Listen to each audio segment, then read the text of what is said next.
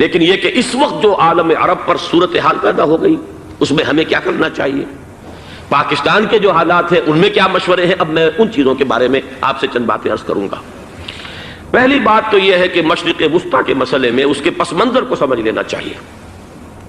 ہمارے بہت سے احباب جو ہیں وہ فوری طور پر وقتی صورتوں کو، جیسے کہ حالات و واقعات ہوتے ہیں، صرف انہی کے اعتبار سے رائے قائم کرتے ہیں، چیزوں کا پس منظر جو ہے نگاہوں کے سامنے رہنا چاہیے۔ اس صدی کا ایک مختصر سا نقشہ ذہن میں رکھیے۔ یہ 20ویں صدی کے آغاز کے وقت، جسے ہم پورا کہتے ہیں مڈل ایسٹ، بلکہ صرف مڈل ایسٹ نہیں، پورا شمالی افریقہ سلطنت عثمانیہ کا حصہ تھا، خلافت عثمانیہ۔ لیبیا، الجزائر، مصر، پورا حجاز، یمن، پورا عراق، شام، اور یہ شام ہی کے حصے ہیں در حقیقت، اردن اور لبنان، یہ سب یہ شام عرب، عراق عرب، یہ پورا علاقہ خلافت عثمانیہ یہ اس کا حصہ تھا۔ پہلی جنگ عظیم میں انگریزوں نے عربوں کو بغاوت پر آمادہ کیا، غداری پر آمادہ کیا، انہوں نے خلافت عثمانیہ کے خلاف بغاوت کی، بیج بوئے ان کے دلوں کے اندر نفرت کے، ابھارا انہیں، تم ترکوں کے غلام کیوں ہو، تمہیں خود حاکم ہونا چاہیے، تم کھڑے ہو جاؤ، ہم مدد کریں گے، تم بغاوت کرو، تم ان ترکوں کے خلاف ہماری مدد کرو، ہم تمہیں آزاد کر دیں گے، تم اپنے پاؤں پر خود کھڑے ہو جانا۔ یہ بہت ہی ہمارے لیے دردناک المیہ ہے اس پہلی جنگ عظیم کا۔ کرنل لارنس جیسا شخص، برطانوی استعمار، اور اس کے نتیجے میں عربوں نے بغاوت کی۔ اور اس قدر دردناک بات آپ کو بتا رہا ہوں، میں پہلی مرتبہ جب سن 62 میں حج کے لیے گیا مدینہ منورہ میں، ابھی وہ ریل کے انجن کھڑے ہوئے تھے۔ یہ ترکی کے زمانے میں، سلطنت عثمانیہ کے زمانے میں بغداد سے مدینے تک ریلوے لائن تھی۔ یہ پورا ایک عالم سلطنت عثمانیہ، صرف سلطنت نہیں، خلافت عثمانیہ، پوری ٹرینیں جو ہے ترکوں کی اڑائی گئی، ہزاروں ترکوں کو شہید کیا گیا، یہاں تک کہ صحن حرم میں شہید کیے گئے سینکڑوں ترک۔ یہ جرم تھوڑے نہیں ہے، معمولی نہیں۔ آج جس کی سزا مل رہی ہے، معلوم ہونا چاہیے کہ وہ جرائم کون کون سے تھے۔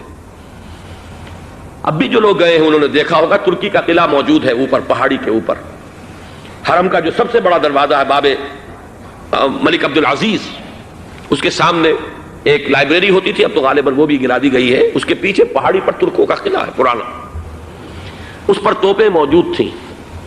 جب بغاوت ہوئی ہے، جو حرم میں آئے ہوئے تھے ترک فوجی، ظاہر بات ہے نہتے، وہ تو نماز پڑھنے آئے ہوئے تھے، ان کو وہاں ذبح کیا گیا ہے، اور ترکوں نے اپنی توپیں استعمال نہیں کی کہ کہیں بیت اللہ کو کوئی اذن نہ پہنچ جائے۔ بہرحال یہ غداری ہوئی ہے پہلی جنگ عظیم کے دوران، اور نہ صرف ترکوں پہ، عربوں نے کی ہے۔ جیسا کہ میں نے کہا تھا، دو ہیں سب سے بڑے مجرم روئے ارضی کے اوپر امت مسلمہ کے طبقات۔ ہمارا پنجابی سپاہی بھی جا کر انگریزوں کی مدد کر کے ایلن بی کو قبضہ جو لے کر دیا بغداد کا، اس میں ہمارے مسلمان پنجابی سپاہی بھی شامل تھے۔ یہ خون چکاں باب ہے ہماری تاریخ کا اس صدی کا۔ لیکن اس کے بعد سلطنت عثمانیہ کے ٹکڑے ہو گئے، چیتھڑے ہو گئے۔ ایک انگریز نے لکھا ہے یہ جملہ، زہر میں بجھا ہوا جملہ، کہ تاریخ میں یہ بات ثبت ہو جائے گی کہ ایک انگریز نے اس سلطنت کے ٹکڑے کر دیے کہ جو عمر فاروق نے قائم کی تھی رضی اللہ تعالی عنہ۔ یہ پورا عالم، یہ تمام علاقہ کس نے فتح کیا تھا؟ یہ بات ہاتھ بدل گئے تھے، پھر ترک آ گئے، خلافت عثمانیوں کے پاس چلی گئی، لیکن یہ سلطنت تو حضرت عمر رضی اللہ تعالیٰ عنہ کے زمانے سے چلی آ رہی تھی۔ اس کو ایک انگریز کرنل نے، اور اس نے بغاوت میں آمادہ کر کے عربوں کو اور ترکوں کے پیٹھ میں چھرا ڈھپوا کر ان کے ذریعے سے اور ٹکڑے کر دیے۔ لیکن جب جنگ ختم ہوئی، اب انہوں نے کہا کہ اب ہمیں آزادی دیجیے، تو اب انہیں معلوم ہوا کہ غداروں کو دنیا میں کیا ملتا ہے۔ ٹکڑے کر دیے گئے۔ یہ حصہ عراق یہ انگریز کے پاس رہے گا، شام کا یہ علاقہ یہ فرانسیسیوں کے پاس رہے گا، مصر پر انگریزوں کا تسلط رہے گا، لیبیا اطالویوں کے پاس رہے گا، لے دے کر یہ جو علاقہ تھا حجاز، چونکہ وہاں کچھ تھا ہی نہیں، بوادن غیر ذی زرع، یہ عربوں کے پاس چھوڑ دیا گیا۔ اس وقت جو بادشاہ ہیں شاہ حسین اردن کے، ان کے دادا سب سے بڑے غدار وہی تھے، لہذا ان کو اس علاقے کی بادشاہت دے دی گئی۔ اس کے بعد نجد سے ایک تحریک اٹھی ہے، وہ سعودی جو خاندان ہے وہ نجد سے اٹھا ہے۔ نجد میں اس وقت کچھ بھی نہیں تھا، وہ تو صرف ریت کے تودے تھے اور کچھ بھی نہیں، لہذا ادھر کسی استعماری قوت کو دیکھنے کی ضرورت ہی نہیں تھی۔ وہ تو بعد میں تیل برآمد ہوا اور اس کی حیثیت ہو گئی، اور یہ امارات کا علاقہ جو ہے اس کی دنیا میں اب گویا کہ یوں سمجھیے کہ جو سب سے زیادہ اہم علاقے ہو سکتے ہیں روئے ارضی کے نقشے پر، ان میں سے ایک وہ ہو گیا، لیکن یہ اس وقت کی بات میں کر رہا ہوں، کوئی حیثیت نہیں تھی، لہذا اس کو چھوڑ دیا گیا۔ یہ ہے تاریخی پس منظر، یہ لکیریں جو کھینچی گئی ہیں، یہ ایک ملت اسلامیہ کو جو قومیتوں میں تقسیم کیا گیا، پھر نعرے لگوائے گئے المصر للمصریین الشام للشامیین، اب شامی ایک علیحدہ قوم ہو چکے ہیں، مصری ایک علیحدہ قوم ہو چکے ہیں، عراقی ایک علیحدہ قوم ہو چکے ہیں۔ یہ ساری تقسیمیں استعمار کی پیدا کرنا ہے، اس کا کوئی تعلق اسلام کے ساتھ نہیں۔ اب ضرورت تو اس بات کی تھی کہ استعمار کے پنجے جب یہاں سے کچھ ہٹے، دوسری جنگ عظیم کے بعد ایک دور آیا، امریکہ ابھرا ہے دنیا کی عالمی سطح پر سیاست میں، اس کے ہاں کچھ آزادی کے تصورات تھے، اس نے بھی سپورٹ کیا۔ برطانیہ کمزور ہو چکا تھا، وہ اتنے بڑے علاقے کو ہولڈ نہیں کر سکتا تھا۔ ہندوستان بھی آزاد ہوا، پھر یہ کہ اور دوسرے علاقوں سے بھی اس کو پسپائی اختیار کرنی پڑی۔ استعمار کے پنجے جس طرح بھی ہوئے، ان کے سینوں سے، عربوں کے سینوں سے جو ہے گویا کہ وہ ہٹے، لیکن امریکہ نے ایک اپنی بہت بڑی حکمت عملی جو اختیار کی، عالم عرب کے سینے میں اسرائیل کا خنجر پیوست کر دیا، تاکہ یہ کبھی آزاد نہ ہو جائیں، ہمارے انگوٹھے تلے رہے، ہماری پالیسی گورن کرے۔ یہ استعمار کا دوسری جنگ عظیم کے بعد جہاں برطانوی استعمار، فرانسیسی استعمار رفتہ رفتہ یہ ہٹنے شروع ہوئے، صدر ناصر نے انگریزوں کو اٹھا کر پھینکا میڈیٹرینین میں اور دوسرے جگہوں سے، الجزائر نے آزادی حاصل کی فرانس سے، اطالویوں سے جو ہے لیبیا والوں نے آزادی حاصل کی، یہ ہو گیا، لیکن ایک خنجر پیوست کر دیا گیا اسرائیل کا سینہ عرب میں۔ اس صورتحال میں ظاہر بات ہے کہ ایک تو بڑی آئیڈیل پوزیشن تھی کہ پورا عالم اسلام متحد ہو، لیکن وہ تو بہت دور کا خواب معلوم ہوتا ہے۔ علامہ اقبال سے بڑا کوئی نقیب نہیں ہے ملت اسلامی کی وحدت کا، ایک ہو مسلم حرم کی پاسبانی کے لیے نیل کے ساحل سے لے کر تابخا کے کاشغر، لیکن انہیں بھی اپنے لیکچرز میں کہنا پڑا کہ اس وقت جو صورتحال ہے پورے عالم اسلام کی ایک وحدت بن جانا تو تقریباً ناممکن نظر آ رہا ہے۔ اگر کسی طرح ایک common wealth of Muslim nations وجود میں آ جائے تو بھی بڑی کامیابی ہوگی، لیکن اس سے بھی پہلے یہ تو زیادہ آسان تھا کہ عالم عرب ایک وحدت کی شکل اختیار کر لے۔ یہ تو ایک قوم ہے، اکثر و بیشتر ایک نسل یا زیادہ دو نسلیں کہتی ہیں، شمالی افریقہ میں بربر نسل بھی ہے، باقی تو سب عرب ہے۔ یہ پورا عالم ایک نسل، ایک زبان، پورے اتنے رقبے کے اوپر بولے جانے والی ایک زبان، یہ تو ایک ہو جائے۔ افسوس یہ ہے کہ اس کا ایک ہو جانا، ایک شخصیت ابھری تھی جو مذہبی مزاج کی شخصیت تھی، جو دینی مزاج کی حامل شخصیت تھی، اگر اس کی قیادت میں عالم عرب متحد ہو جاتا تو واقعتاً ایک بہت بڑا جو ہے مرحلہ وہ طے ہو جاتا پوری عالمی ملت اسلامیہ کی ایک وحدت اختیار کرنے کا۔ وہ شخصیت تھی شاہ فیصل شہید کی، اور اس لفظ کے ساتھ ہی آپ کے ذہن میں آ گیا ہوگا کیوں انہیں شہید کر دیا گیا، کس نے کیا کرایا، کہاں سے تعلیم حاصل کر کے آیا تھا وہ جس نے شہید کیا شاہ فیصل شہید کو، اس کی گردن پر کون سوار تھی، وہ یہودی لڑکی کے جس کے فوٹو بھی شائع ہوئے، ایک گردن پر اٹھائے کھڑا ہوا شہزادہ اپنی ایک یہودی دوست کو، لڑکی کو، اور وہی ہے کہ جس نے جا کر پستول سے شہید کیا ہے۔ جہاں میں اچھی طرح جان لیجئے، جیسے بارہا میں نے عرض کیا ہے کہ حضرت عمر کو شہید کرنے والا کہنے کو ابو لولو فیروز تھا، لیکن اس کے پیچھے پورا ایرانی نسل پرستی کا جو پورا پس منظر ہے، اسے تو ہر شخص جس کی ذرا بھی نگاہ جو ہے جو صرف منظر کو نہ دیکھ رہی ہو، پس منظر کو بھی دیکھنے والی ہو، وہ تو جان دے گی کہ ابو لولو فیروز ایک فرد کا نام نہیں تھا، وہ ایران کا انتقام تھا عالم عرب سے۔ بالکل اسی طریقے سے یہ امریکی استعمار کا ہتھ کنڈا تھا، اسے محسوس ہوا۔ شاہ فیصل مذہبی مزاج کا شخص یہ ابھر رہا ہے، اور یہ شاہ فیصل کی حکمت عملی کا ذرا آپ اندازہ کیجئے۔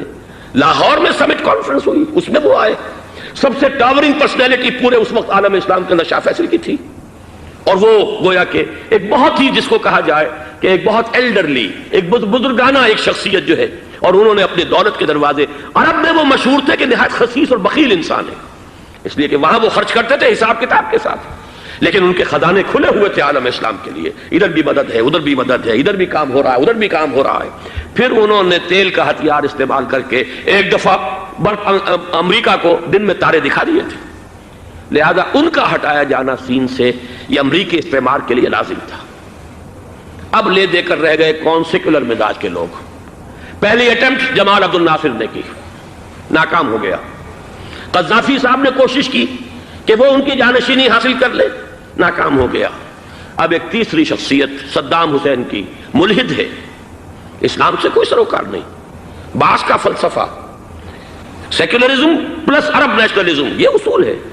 لیکن یہ ہے کہ یہ شخصیت ابو بکر ایسی آئی ہے کہ اس سے اس وقت یہ جان لیجئے، میں امریکہ میں بھی عربوں سے مل کر آیا ہوں، سعودی عرب میں بھی اب میں وہ دیکھ آیا ہوں، نوجوان نسل جو ہے عربوں کی، پورا جو دوسرے عرب ممالک ہیں جہاں پر کہ مذہب کا اتنا چرچا ہی نہیں ہے، پورا فلسطینی عرب، جارڈن کے عرب، شامی عرب عوام، وہ سب کے سب صدام کے پیچھے ہیں اس وقت، اس لیے کہ انہیں نظر آ رہا ہے کہ ایک شخص پھر ایسا پیدا ہو کر سامنے آ گیا ہے جو شاید عالم عرب کو پھر یونائٹ کر دے۔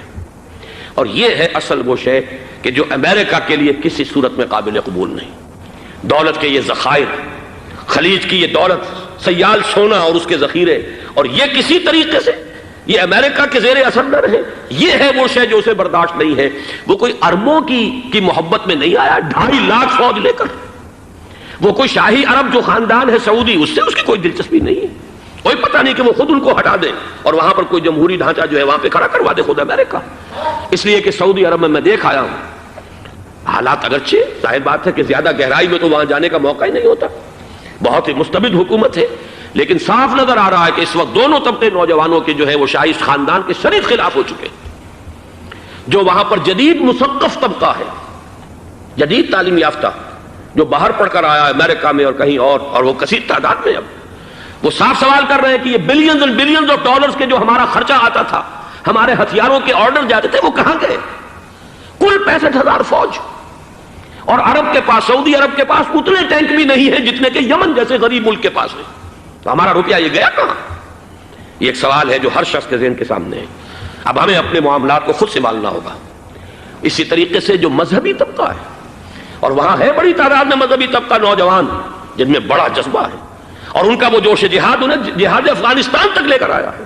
سینکڑوں عرب نوجوان یہاں جو ہے شہید ہوئے، اپنے ملک میں تو انہیں بولنے کی بھی کوئی امکان نہیں ہے، لیکن یہاں وہ جذبہ جو اندر اندر پروان چڑھ رہا ہے، وہ جذبہ انہیں لایا ہے اور افغانستان کی سنگلاخ وادیوں کے اندر انہوں نے جام شہادت نوش کیا ہے۔ وہ طبقہ بھی شدید اب مخالف ہو چکا ہے کہ انہوں نے امریکیوں کو بلا کر، ان میں یہودی بھی ہیں، عیسائی تو ہے ہی ہے، یہودی ہیں، یہودی عورتیں ہیں، جو کچھ اب وہاں بے حیائی اور بے پردگی کے مناظر نظر آ رہے ہیں۔ یہ سرزمین عرب، میں نے امریکہ میں تقریر سنی ہے، اسنا کے جو فائنل ان کا ایک سیشن تھا، اسلامک سوسائٹی آف نارتھ امریکہ، جس میں میں مدعو کیا گیا تھا، اور اسی لیے میں نے یہ سفر کیا تھا۔ ایک نوجوان نے جو تقریر وہاں پر کی ہے، واقعہ یہ ہے کہ میں حیران رہ گیا اس کی جرأت کا۔ اس نے کہا کہ حضور نے فرمایا تھا کہ جزیرہ نما عرب میں 2 دین جمع نہیں ہو سکتے، اور آج شاہی خاندان کی صرف اپنی حکومت کو بچانے کے لیے امریکیوں کو اتنی بڑی تعداد میں بلا لیا گیا ہے، جن میں موبائل چرچ بھی ہیں، موبائل سینیگوگز ہیں، یہودی مرد اور عورتیں جو ہے دندناتے پھر رہے ہیں آج عرب کی سرزمین پر۔ لہذا جو مذہبی طبقہ ہے وہ اس پر شدید رد عمل جو ہے اس کے اندر پایا جاتا ہے۔ یہ حالات ہیں جو میں آپ کے سامنے چاہتا تھا کہ رکھ دوں۔ یہ وہ شامت اعمال ہے۔ ایک طرف یہ کہ وہ شخصیت جو ہے صدام حسین کی، وہ کوئی پسندیدہ شخصیت نہیں، لیکن یہ کہ اس شخصیت کو تقویت دینے والے بھی تو یہی لوگ تھے۔ انہیں خطرہ تھا ایران کے انقلاب سے کہ کہیں اسی قسم کا کوئی انقلاب ہمارے ہاں نہ آ جائے، لہذا انقلاب ایران کو ایکسپورٹ نہ ہونے دے، اس لیے انہوں نے اسی صدام حسین کو بلینز اور بلینز آف ڈالرز کی مدد دی۔ آج وہی ہے، عربی کی تو ایک کہاوت بھی ہے، سمن کلبک، یا کو لوگ اپنے کتے کو کھلا پلا کے موٹا کرو، کسی روز تمہیں کو کاٹے گا۔ آج وہ تو انہیں کاٹ رہا، لیکن یہ کہ اس کا جو علاج تجویز ہوا ہے وہ انتہائی خوفناک ہے۔ 2.5 لاکھ امریکی، وہ استعمار کے پنجے جو بمشکل عالم عرب کے سینے سے جو گڑے ہوئے تھے اس استعمار نے، مشکل ہٹے تھے کہ ایک دم اب وہاں پر خبریں آ رہی ہیں، فرانسیسی بھی آ رہے ہیں، برطانوی بھی آ رہے ہیں، کہاں کہاں سے فوجیں آ رہی ہیں، اور وہاں پر 2.5 لاکھ تو صرف امریکن آرمی کا، اس میں تقریباً 1.5 لاکھ تو پہنچ چکی، اور جو بھی ہوگا وہاں پر جیسا کہ میں نے عرض کیا ہے اس قدر خوفناک سین ہے۔ میں نے بہت سے حضرات واقف ہوں گے، کئی مرتبہ میں نے حوالہ دیا ہے مولانا سید حامد میاں رحمہ اللہ کا۔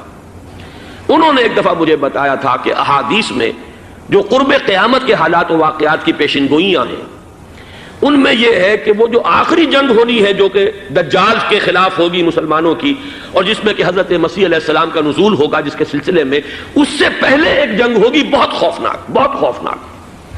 اور عجیب الفاظ ان کے یہ تھے کہ اس میں ایک طرف مسلمان اور عیسائی اور یہودی تینوں ہوں گے۔ یہ بات سمجھ میں نہیں آتی تھی کہ مسلمان اور یہودی ایک جگہ کیسے جمع ہو سکتے ہیں۔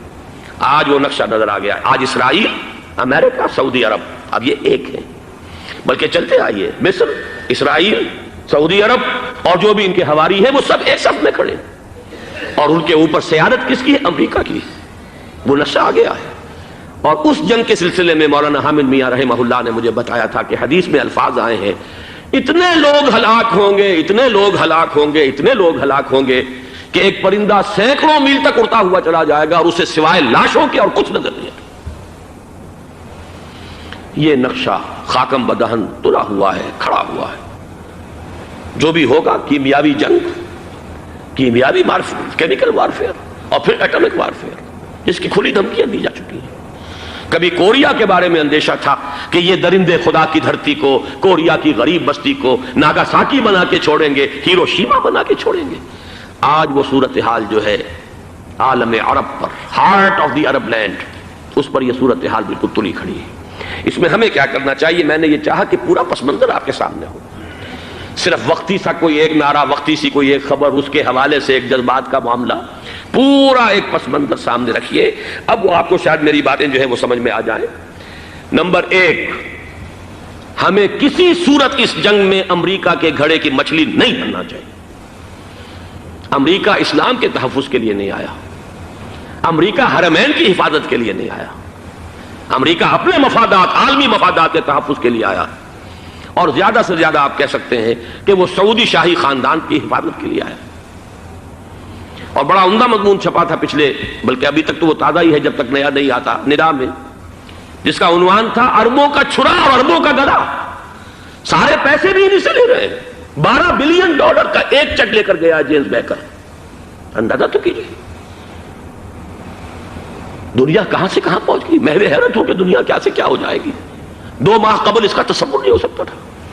اتنی بڑی قوت امریکہ کی، تباہ کن قوت، اور جمع ہو جائے گی عرب کے اندر۔ لیکن یہ کہ وہ کاسٹ بھی اربوں ہی کی ہوگی، انہی کا چھرا، انہی کا گلا۔ ہمیں کرنا یہ چاہیے، اللہ تعالی ہماری حکومت کو، ہمارے سیاستدانوں کو، ہمارے ذمہ دار لوگوں کو ہدایت دے، وہ امریکہ کے گھڑے کی مچھلی نہ بنے۔ اس کے تحفظ کے لیے یا شاہی خاندان کی حفاظت کے لیے بہت کچھ انہوں نے عیش کر لیے، کافی عیش کر لیے۔ باقی یہ کہ اب جو کچھ ہونا ہے وہ ہونا ہے۔ حرمین شریفین کو تو خود عرب کے لوگ کہتے ہیں کہ کوئی خطرہ نہیں ہے۔ سارا جھگڑا تو وہ تیل کی دولت کا ہے۔ وہ تیل کی دولت جو ہے وہ شمال مشرقی کونے کے اندر ہے۔ بلکہ یہ کہ جو رد عمل پیدا ہوا عالم اسلام میں اور سعودی عرب میں، خود اس کے مذہبی نوجوانوں میں امریکی فوجوں کی آمد کے خلاف اس کا جواب دیا گیا رابطہ عالم اسلامی کی طرف سے کہ یہ جو بھی جنگ کا محاذ ہے، جو فوجیں ہیں، یہ حرمین سے تو 1500 کلومیٹر دور ہیں، تو حرمین کو تو کوئی خطرہ نہیں ہے۔ خطرہ ہے امریکہ کے عالمی مفادات کو۔ آج آپ کو معلوم ہے دنیا 2 طبقوں میں بٹی ہوئی ہے، دی رچ اینڈ دی پور۔ یہ جو اقوام ہیں، جو 6-7 قومیں شمار ہوتی ہیں دنیا کی دولت مند قومیں، ان کے لیے خطرہ ہے کہ یہ اگر ہم ان کا جو سب سے بڑا ذریعہ ہے اس کا صنعت کا، یہ تیل، اگر اس کو کچھ ہو گیا تو ان کی سب کی اکانومی جو ہے وہ ایک دم دھڑام سے زمین پر آ جائے گی، وہ بھی برابر ہو کر رہ جائیں گے دنیا کے دوسرے ملکوں کے۔ یہ اس کی حفاظت کے لیے آئے ہیں۔ ہمارے نوجوان کو آج میں سوچتا ہوں کاش کہ ہمیں معلوم ہو، ہمیں وہ تاریخ دہرانی نہیں چاہیے کہ ہم نے پہلی جنگ عظیم میں انگریزوں کے استعمار کے پنجے گڑوانے کے لیے اپنی جانیں دیں۔ پنجاب کا نوجوان، پنجاب کا مسلمان سپاہی بھی جا کر ایلن بی کو قبضہ دلوانے کے اندر اور بغداد پر قبضہ کرانے میں اس کے تعاون کیا، اس کی مدد کی۔ کیا آج بھی وہی تاریخ اپنے آپ کو دہرائے گی؟ آج ہمارا فوجی جائے گا وہاں پر امریکہ کے تحفظ کے لیے، اس کے مفادات کے تحفظ کے لیے۔ پہلی بات یہ کہ یہ ہرگز نہیں ہونا چاہیے۔ ہونا کیا چاہیے؟ پہلی کوشش یہ ہو کہ یہ بین الاسلامی معاملہ بنے، مسلمان امت آئے، امریکی فوجیں جائیں، فرانسیسی جائیں، برطانوی جائیں۔ ہاں اس صورت میں کہتا ہوں پاکستان کا ایک ایک بچہ وہاں جائے اور اپنی جان قربان کر دے، اس لیے کہ یہ قرآن کا حکم ہے۔ وَإِن طَائِفَتَانِ مِنَ الْمُؤْمِنِينَ اقْتَتَلُوا فَأَصْلِحُوا بَيْنَهُمَا فَإِن بَغَتْ إِحْدَاهُمَا عَلَى الْأُخْرَى فَقَاتِلُوا الَّتِي تَبْغِي حَتَّى تَفِيءَ إِلَىٰ أَمْرِ اللَّهِ فَإِن فَاءَتْ فَأَصْلِحُوا بَيْنَهُمَا بِالْعَدْلِ وَأَقْسِطُوا إِنَّ اللَّهَ يُحِبُّ الْمُقْسِطِينَ۔ امت مسلمہ کو حکم دیا گیا ہے اگر مسلمانوں کے 2 گروہ لڑ پڑے تو تم صلح کراؤ، اور اگر ایک فریق زیادتی پر تلا رہے، اڑا رہے، تو اب سب مل کر اس سے جنگ کرو یہاں تک کہ اسے اللہ کے حکم کے آگے جھکا دو۔ پھر اگر وہ اللہ کا حکم مان لے، صلح پر آ جائے، تو پھر عدل و قسط کے ساتھ ان کے درمیان صلح کرا دو۔ یہ ہمیں حکم ہے، مسلمانوں کو حکم ہے۔ لیکن یہ کہ یہ امریکی آ رہے ہیں اور امریکی استعمار اور امریکی مفادات، اور اس کے لیے جو ہے پاکستان کا مسلمان سپاہی بھی جائے، میرے نزدیک کی کسی صورت میں صحیح نہیں۔ مطالبہ بھی ہو رہا ہے، آج ہی غالباً ایک انٹرویو آیا ہے، شاہ حسین کے بھائی جو ہیں حسن بن طلال، انہوں نے بھی یہی کہا ہے کہ اس کو مسلمانوں کو آپس میں اس معاملے کو طے کرنا چاہیے، اس قضیے کو، امریکی فوجوں کو یہاں سے فوراً واپس جانا چاہیے۔ اور یہی بات میں یقیناً تائید کروں گا، تحسین کروں گا، یہی موقف ایران کا ہے۔ ایران عراق کے خلاف جو UN کے سینکشنز ہیں، کہتا ہے ہم اس کی پابندی کریں گے، لیکن امریکہ کو یہاں سے نکلنا چاہیے۔ یہ مسلمانوں کا اپنا معاملہ ہے، وہ آپس میں طے کریں۔ پاکستان کو بھی یہی موقف اختیار کرنا چاہیے پوری قوت کے ساتھ۔ اس میں کوئی بھی اگر کمزوری ہو رہی ہے تو در حقیقت یہ گویا کہ ہم امریکی استعمار کے ہاتھ میں اس کا آلہ کار بن کر، کھلونا بن کر استعمال ہو رہے ہیں، جو کہ ہمیں کسی صورت میں نہیں کرنا چاہیے۔ اگر یہ بھی ناکافی ہو تو دوسرا ایک اور مسئلے کا حل موجود ہے، اس سے براڈر سطح پر، کہ غیر جانبدار ممالک اگر کوئی ہے، ان کو بھی اس قضیے کے اندر شامل کیا جائے۔ ایک تحریک تھی کسی زمانے میں، کافی بڑی تھی، لیکن یہ کہ وہ بھی اگر اس کے اندر شامل ہو جائیں۔ لیکن امریکہ، رشیا، یہ تو ظاہر بات ہے سپر پاورز ہیں، ان کے مفادات ہیں، عالمی اور گلوبل مفادات ہیں، لہذا اول تو یہ ہونا چاہیے کہ بین الاسلامی معاملہ بنا کر، اس صورت میں جیسا کہ میں نے عرض کیا، ہماری پوری فوج بھی جائے اللہ پر توکل کر کے۔ پاکستان کا محافظ اللہ ہوگا، اگر اللہ کے ایک حکم کے اوپر عمل کرتے ہوئے مسلمان یہاں سے جائیں اور جا کر وہاں پر جو ہے اپنی جانیں دینے کو تیار ہو جائیں۔ لیکن اگر یہ اس میں بھی کافی نہ ہو تو جو بھی غیر جانبدار ممالک ہیں ان کو بھی اس معاملے کے اندر شریک کیا جا سکتا ہے۔ بدرجہ آخر اگر پاکستانی فوج جائے، وہ صرف حرمین شریفین کے گرد و نواح میں ان کو ڈپلوائے کیا جانا چاہیے۔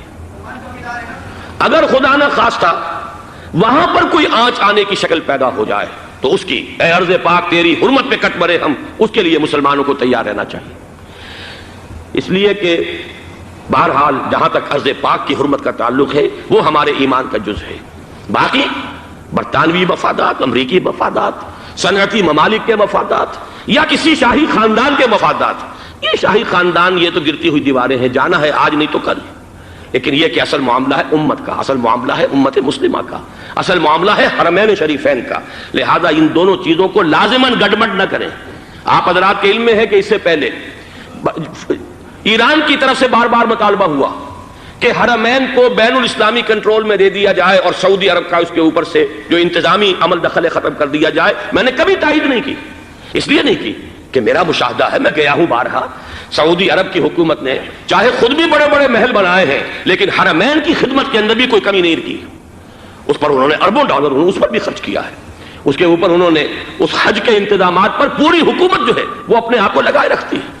لہذا اس اعتبار سے کوئی کمی کی بات نہیں وہاں پر آئی کہ جس کے لیے ضرورت ہو کہ ان کا عمل دخل وہاں سے ختم کیا جائے۔ لیکن یہ صورتحال اب جو پیدا ہو گئی ہے یہ بالکل مختلف ہے، اسے اس کے کانٹیکسٹ کے اندر دیکھا جانا چاہیے، اور اسی کے حوالے سے میں نے چند رائے آپ کے سامنے رکھی۔ اب آئیے پاکستان کی طرف، جو ہمارا اصل مسئلہ ہے، اس کے تو ہم سب سے بڑے ذمہ دار ہیں۔ اس کی بھلائی ہے تو، برائی ہے تو، اس میں خیر آتا ہے تو وہ بھی ہماری کوشش اس کے لیے ضروری ہے، اور کوئی شر پیدا ہوتا ہے تو اس کی ذمہ داری بھی ہم پر آئے گی۔ اس کے ضمن میں چند باتیں عرض کر رہا ہوں۔ شدید ترین خطرہ ہے، جیسا کہ میں عرض کر چکا ہوں، کہ بھارت حملہ کرے گا۔ مجھے تو تقریباً یہ رائٹنگ آن دی وال کے مانند ایک فیصلہ نظر آ رہا ہے، بلکہ آج میں کسی سے کہہ رہا تھا کہ اگر اب نہیں تو پھر کبھی بھارت حملہ نہیں کر سکتا۔ اس کے لیے سچویشن بالکل رائٹ ہے۔ 2 مرتبہ ایکسرسائز کر چکا ہے وہ، خاص ٹارگٹ بنا کر حیدرآباد کو، اور اس کے پیش نظر ہے سندھ میں جو بھی خلفشار ہے اسے اس کے علم میں ہے، جو بھی تصادم ہے۔ اب بھی اگرچہ اس وقت کی جو ہماری اندرونی سیاست ہے یہ اس کا کرشمہ سامنے آیا ہے کہ جی ایم سید صاحب کو ایگزونریٹ کیا جا رہا ہے، ان کو اب محب وطن کا خطاب دوبارہ دیا جا رہا ہے۔ وہ شخص جس نے اسلام کے خلاف انتہائی زہریلی باتیں کی ہیں، وہ شخص جس کی کتاب اب پاکستان ٹوٹ جانا چاہیے، وہ لاکھوں کی تعداد میں ہندوستان سے چھپ کر آئی ہے، یہاں تقسیم ہوئی ہے، آج اسے سند دی جا رہی ہے۔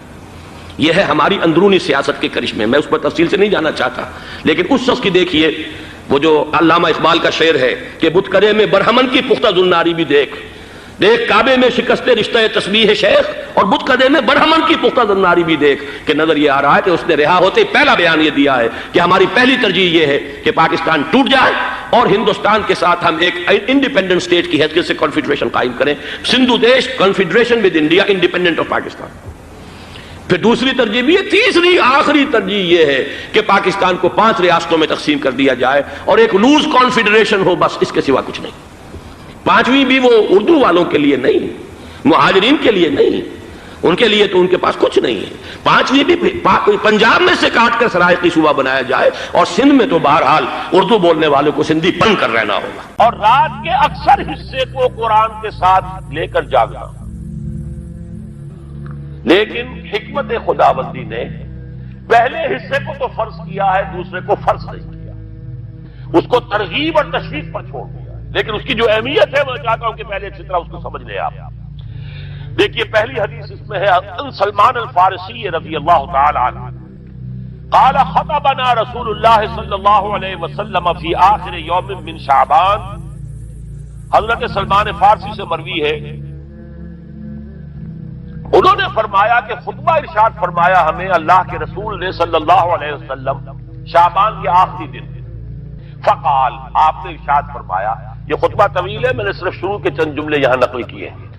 یا ایھا الناس قد اظلکم شہر عظیم، اے لوگوں تم پر ایک بہت عظمتوں والا مہینہ سایہ فگن ہو گیا ہے۔ دیکھیے سایہ فگن سے وہ انگریزی کا محاورہ آپ کے ذہن میں آنا چاہیے، coming events cast their shadows before. ابھی رمضان شروع نہیں ہوا ہے، شعبان کا آخری دن ہے، تو وہ کمنگ ایونٹ جو ہے رمضان مبارک، اس کا سایہ آ گیا ہے تم پر، اس لیے حضور نے وہ لفظ استعمال کیا قد اظلکم، ظلال کہتے سائے کو، قد اظلکم شہر عظیم، بڑی عظمت والا مہینہ ہے، شہر مبارک، بہت برکت والا مہینہ ہے، شہر فیہ لیلۃ خیر من الف شہر، اس میں ایک رات وہ بھی ہے، وہ مہینہ جس میں ایک رات وہ بھی ہے جو 1000 مہینوں سے افضل ہے۔ انا انزلناہ فی لیلۃ القدر وما ادراک ما لیلۃ القدر لیلۃ القدر خیر من الف شہر۔ اب جو اگلے 2 جملے ہیں وہ نوٹ کیجئے، جعل اللہ صیامہ فریضۃ وقیام لیلہ تطوعا، اللہ نے ٹھہرایا ہے، قرار دیا ہے اس کا روزہ رکھنا تو فرض کے درجے میں، اور اس کی رات کا قیام تطوع کے درجے میں، اپنی مرضی پر، اپنی خواہش پر، نفل کے طور پر یہ تم پر لکھ دیا گیا ہے، لکھا تو گیا ہے، جعلہ تو ہے۔ مجعول کا جو پہلا مفعول ہے وہ کیا ہے؟ جعلہ کا مجعول اول کیا ہے؟ دن کا روزہ، اور مجعول ثانی کیا ہے؟ قیام لیلہ، رات کو کھڑا رہنا۔ اب یہ رات کا کھڑا رہنا اس کی کتنی مقدار ہوگی، کہاں سے معلوم کریں گے؟ قرآن سے۔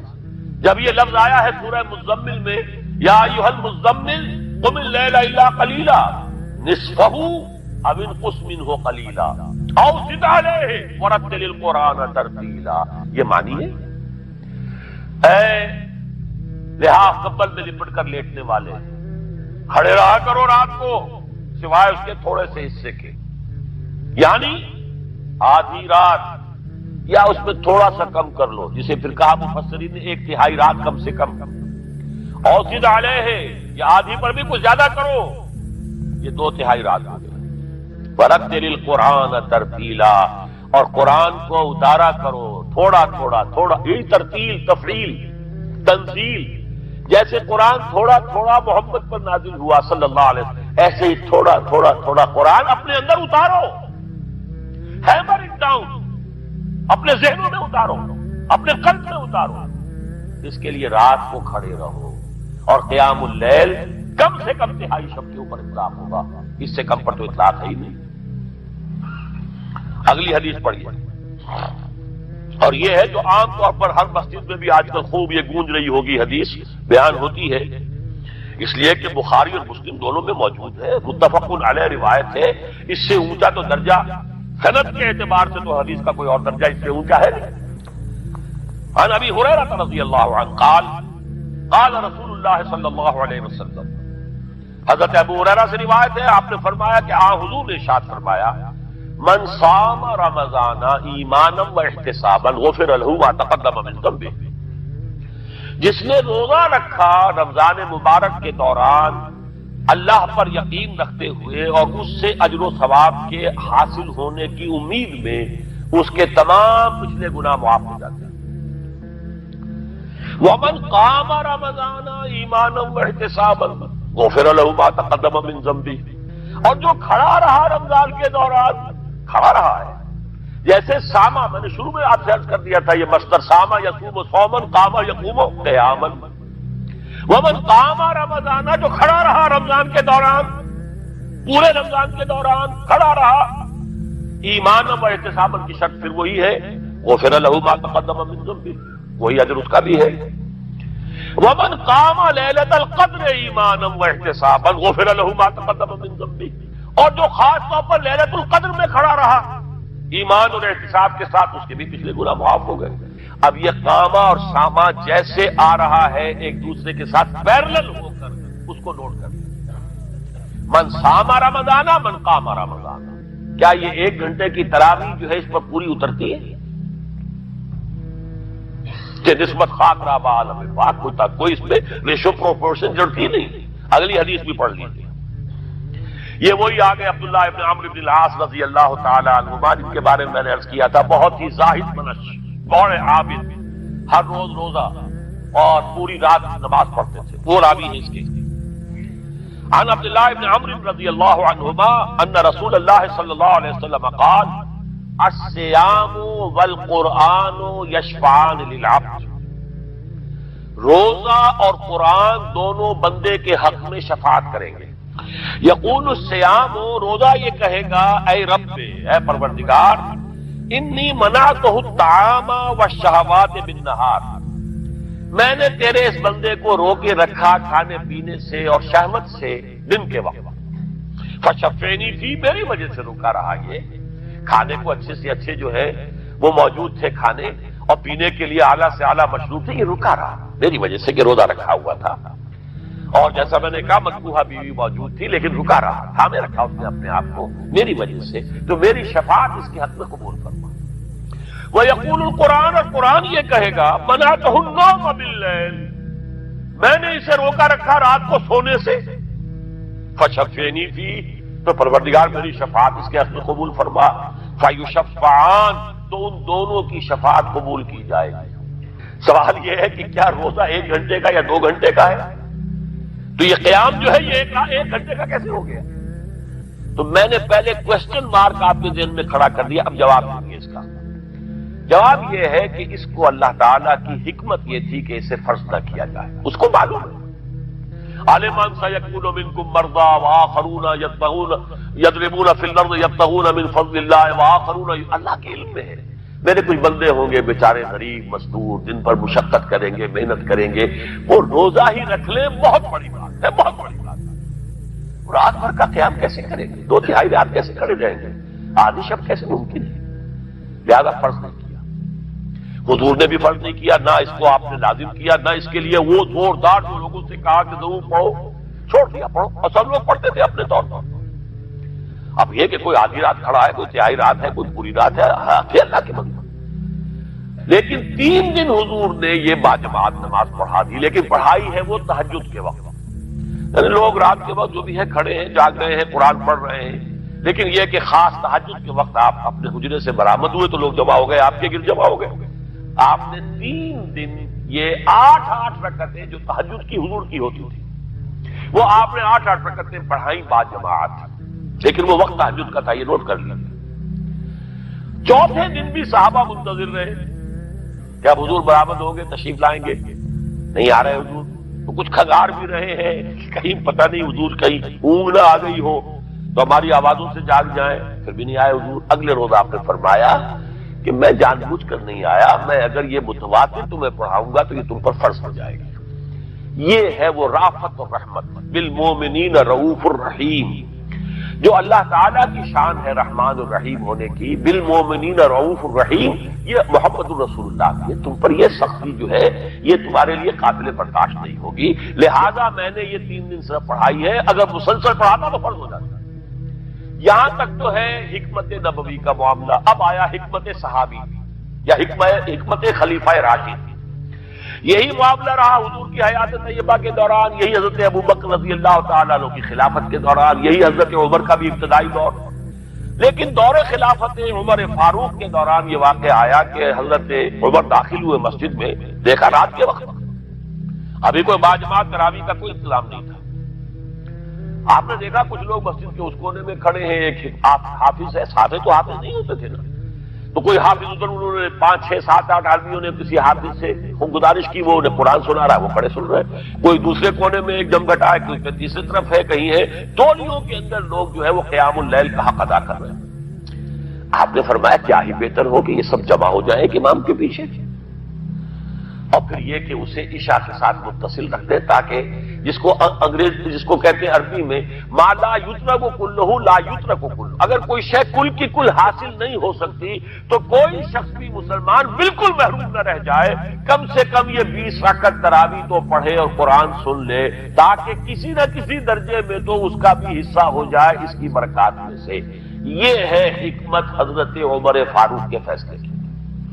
اور چونکہ حضور نے فرمایا علیکم بسنتی و سنت الخلفاء الراشدین المہدیین, تم پر لازم ہے کہ میری سنت کو اور میرے خلفاء راشدین کی سنت کو مضبوطی سے پکڑو. یہ وجہ ہے کہ فقہاء اربعہ جو ہیں ہمارے, وہ سب کے سب اس کو واجب کے درجے میں رکھتے ہیں, اس لیے کہ یہ فیصلہ حضرت عمر کا ہے. عمر خلیفہ راشد ہیں رضی اللہ تعالی عنہ. لہذا یہ نظام بن گیا تراویح کا. اب میں اس کی نفی نہیں کر رہا, لیکن جو شخص سمجھتا ہے کہ اس سے اصل حکمت اور غرض و غایت پوری ہو گئی, وہ مغالطے میں مبتلا ہے. یہ تو علی الاقل کم سے کم اس درجے میں کہ ہر مسلمان کم سے کم اس درجے تک تو جو ہے وہ کچھ نہ کچھ حظ حاصل کر ہی لے, اور وہ اس سے محروم نہ ہو بالکل ہی. ما لا یدرک کلہ لا یدرک کلہ, اس درجے میں حضرت عمر کا فیصلہ ہے, اور اسی کی وجہ سے ہمارے خلفاء, ہمارے جو ائمہ اربعہ انہوں نے قبول کیا ہے. اور یہی اس مسئلے کا حل ہو جائے گا جو اہل حدیث حضرات اس کے اوپر جو ہے چیلنج بھی شائع کرتے ہیں. کوئی ثابت کر دے حضور سے 20 رکعتیں تو ہم اتنے لاکھ, ہم بھی کہتے ہیں کہ حضور سے ثابت نہیں ہے, کون کہتا دعویٰ ہی نہیں. یہ تو حضرت عمر کا فیصلہ ہے. حضرت عمر کا فیصلہ, خلیفہ راشد کا فیصلہ, اس کو امت نے قبول کیا ہے, لہذا وہ نظام ہے, رہے گا. اور یہی جو ہے آپ کو معلوم ہے, حالانکہ یہاں اکثریت جو ہے وہاں پر وہ اہل حدیث حضرات کی ہے سعودی عرب میں, حرمین میں وہی 20 رکعت تراویح ہوتی ہے, اس لیے کہ وہ ان کا جو آفیشل مسلک ہے وہ مسلک حنبلی, حنفی نہیں ہے. وہ حنبلی مسلک میں بھی یہی ہے, شافعی میں بھی یہی ہے, مالکی میں تو 36 تک کی روایتیں موجود ہیں, 36 رکعت. لیکن یہ ہے کہ یہ ہے وہ 20 رکعت تراویح کا معاملہ, اس کی نفی میری بات سے نہ سمجھ لیجیے گا, وہ ٹھیک ہے, حضرت عمر کا فیصلہ ہے. پھر یہ کہ یہ آسان ترین ہے کہ عشاء کے ساتھ ہی متصل پڑھ لی, اور آج تو ہماری نیند کا کوئی حصہ اس میں جاتا ہی نہیں, کون سوتا ہے اس سے پہلے سوال ہی پیدا نہیں ہوتا. لیکن یہ جو کہہ رہے ہیں کہ قرآن کہے گا میں نے اسے نیند سے روکے رکھا, اس کا حق کہاں ادا ہوا؟ اس کا حق تو ادا ہوگا کہ تہائی ورنہ نصف شب کے لگ بھگ آپ جاگے قرآن کے ساتھ.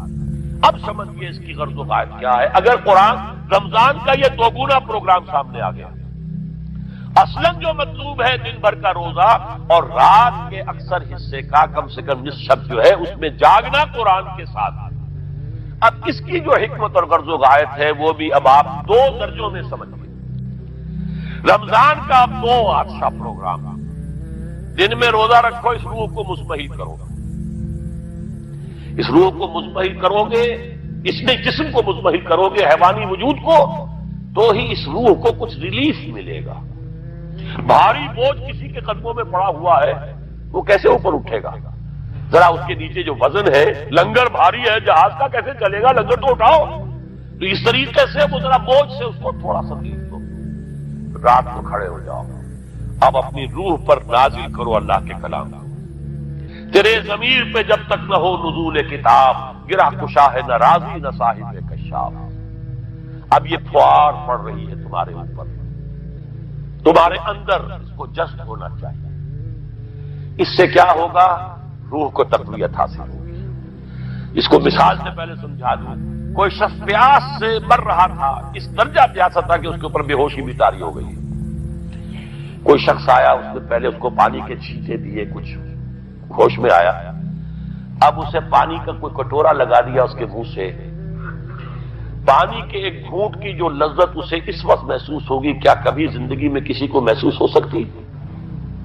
یہ پانی کتنی بڑی قیمت ہے، قیمتی شے ہے۔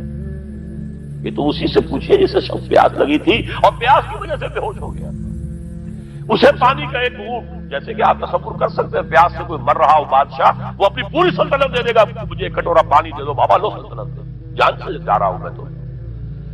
اس وقت پانی کی قدر و قیمت معلوم تھی۔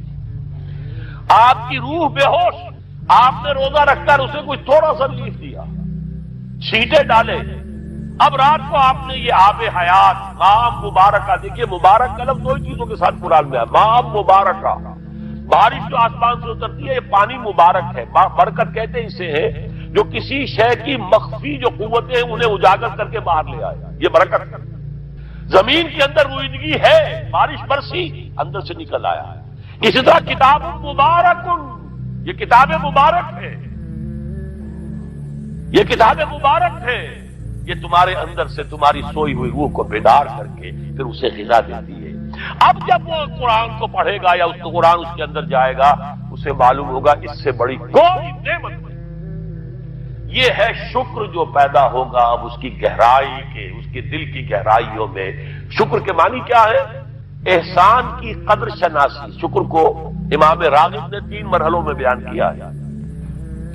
شکر بالقلب، پہلے تو آپ کو معلوم ہو جو نعمت کسی نے دی ہے کتنی بڑی ہے، یہ احساس نہیں ہے کسی بچے کے ہاتھ پہ آپ نے ہیرا رکھ دیا، اسے کیا پتا یہ ہیرا ہے یا یہ کوئی کانچ کا ٹکڑا ہے، وہ کیا کرے گا اس کی قدر، بلکہ ٹافی دیں گے تو وہ سمجھے گا کہ یہ زیادہ اچھی چیز دی ہے، مجھے اس پتھر کا میں نے کیا کرنا ہے، اس لیے اسے معلوم ہی نہیں کہ یہ ہیرا ہے۔ جب تک کسی نعمت کی قدر و قیمت کا احساس نہ ہو، اس کے متناسب پروپورشنیٹ شکر آپ کر ہی نہیں سکتے۔ پھر آپ کو زبان سے شکر ادا کرنا ہے، الحمدللہ الذی انزل علی عبدہ الکتاب، زبان سے شکر ادا کرنا ہے۔ پھر اس کا شکر کا حق ادا کرنا ہے، اس نعمت کو استعمال کرنا ہے۔ اگر نعمت لا کے رکھ دی تو بھی یہ ناشکری ہے۔ کسی بچے کو لا کر کسی اس کے والد نے کتاب دی بڑی عمدہ، اور وہ بڑا مہذب بچہ ہے، تھینکس ڈیڈ یا ڈیڈی، اس نے شکریہ ادا کر دیا، پھر کتاب جا کے جو رکھی کبھی کھول کے دیکھا ہی نہیں، تو ناشکری کر رہا ہے یا شکر کر رہا ہے؟ زبان سے تو شکر ادا کیا تھا تو ناشکری کر رہا ہے، ناقدری کر رہا ہے، اس کو پڑھا ہی نہیں۔ قرآن کا شکر کیا ہوگا؟ وہ میرا کتابچہ جو ہے مسلمانوں پر قرآن مجید کے حقوق، اگر وہ سمجھیں گے جو کہ میری اس پوری دعوت قرآنی کی جڑ اور بنیاد ہے۔ 2 چھوٹے چھوٹے کتاب کے 167 میں لکھا تھا اسلام کی نشت ثانیہ کرنے کا اصل کام، یہ اسلام کی ریوائول کیسے ہوگی، اس کی شرط لازم کیا ہے، اصل کام کیا ہے۔ ہم نعرے لگانے پر آ گئے ہیں، جلوس نکالنے پر آ گئے ہیں، ہم یہ کر رہے ہیں، ہم وہ کر رہے ہیں، تلواریں بھی اٹھا لی ہیں، گولیاں بھی کھا رہے ہیں، جانے بھی دے رہے ہیں، اصل کام نہیں کر رہے۔ وہ اصل کام کیا ہے؟ یہ سن 67 کی میری تحریر تھی، اسلام کی نشت ثانیہ کرنے کا اصل کام۔ اور پھر سن 68 کی میری 2 تقریریں تھی جب میں نے جمعے کا خود خطاب کیا تھا مسجد خضرہ سمن آباد میں، مسلمانوں پر قرآن مجید کے حقوق۔ اس کو مانو جیسے کہ ماننے کا حق ہے، اس کو پڑھو جیسے کہ پڑھنے کا حق ہے، اس کو سمجھو جیسے کہ سمجھنے کا حق ہے، اس پر عمل کرو جیسے کہ عمل کا حق ہے، اور اسے 4 دانگے عالم میں پھیلاؤ۔ یہ تمہارے پاس امانت ہے محمد رسول اللہ صلی اللہ علیہ وسلم کی، بلغوا عنی ولو آیۃ، پہنچاؤ میری جانب سے ایک ہی آیت پہنچاؤ۔ کس نے فرمایا؟ محمد رسول اللہ۔ مفشو ہو، عام کرو، اسے پھیلاؤ۔ 5 حقوق ہیں مسلمان پر، لیکن یہ سارے حقوق کب ادا ہوں گے؟ جب قرآن کی نعمت کی قدر ہو جائے، معلوم ہو کہ یہ کوہ نور ہیرا ہے، یہ کوئی کانچ کا ٹکڑا نہیں ہے، کوہ نور ہیرا ہے، تب معلوم ہوگا اس کی کتنی حفاظت آپ کریں گے، جس نے دیا ہے اس کا کتنا شکر ادا کریں گے، پھر یہ کہ اسے کیسے سنبھال کر رکھیں گے۔ لیکن یہ کہ اگر قرآن کا شکر ہی نہیں ہے، قرآن کی خود کی نعمت کا احساس ہی ہوا خیر مما یجمعون، یا ایھا الناس قد جاءتکم موعظۃ من ربکم وشفاء لما فی الصدور وہدی وبشریٰ للمؤمنین، ہدی ورحمۃ للمؤمنین، قل بفضل اللہ وبرحمتہ فبذلک فلیفرحوا هو خیر مما یجمعون۔ دنیا میں انسان جو کچھ جمع کرتا ہے، جائیداد، مال، دولت، ہیرے جواہرات، زیورات اور کوئی اینٹیکس، کوئی جو ہے وہ ڈیکوریشن پیسز، جو کچھ، ان سب سے زیادہ قیمتی شے یہ قرآن ہے۔ لیکن اس کا احساس کب ہوگا؟ جب روح بیدار ہو جائے گی، جب وہ چکھے گی قرآن، جس کو میں کہا کرتا ہوں کہ ایمان حقیقی کیسے حاصل ہوتا ہے قرآن سے؟ جب قرآن کو سنتے ہوئے انسان جھوم جائے، اس کے اندر کوئی شے سمپیتھیٹک وائبریشن میں آ جائے، اسے کہے کہ ہاں یہی ہے، جہاں سے میں خود آیا ہوں وہیں سے یہ کلام آیا، جہاں سے میری روح آئی ہے وہیں سے یہ کلام آیا۔ اب یقین پیدا ہوا، اس کو اقبال نے کہا ہے باطنی تجربہ۔ ایک تجربہ وہ ہے جو ہم دیکھ رہے ہیں آنکھوں سے، سن رہے ہیں کانوں سے، چھو رہے ہیں اپنے ہاتھ سے، سونگھ رہے ہیں ناک سے، اور ٹیسٹ کر رہے ہیں اپنے جو ٹیسٹ بڈز ہیں منہ کے، یہ ہمارا ایکسٹرنل ایکسپیرینس ہے۔ لیکن ایک انٹرنل ایکسپیرینس ہے۔ ساری جو بحث اٹھائی ہے علامہ اقبال نے ریکنسٹرکشن پر، اس کا بنیادی نقطہ یہ ہے کہ انٹرنل ایکسپیرینس بھی اس ایکسٹرنل ایکسپیرینس کی طرح بلکہ اس سے زیادہ بڑھ کر قابل اعتماد ہے۔ یہ ہے انٹرنل ایکسپیرینس۔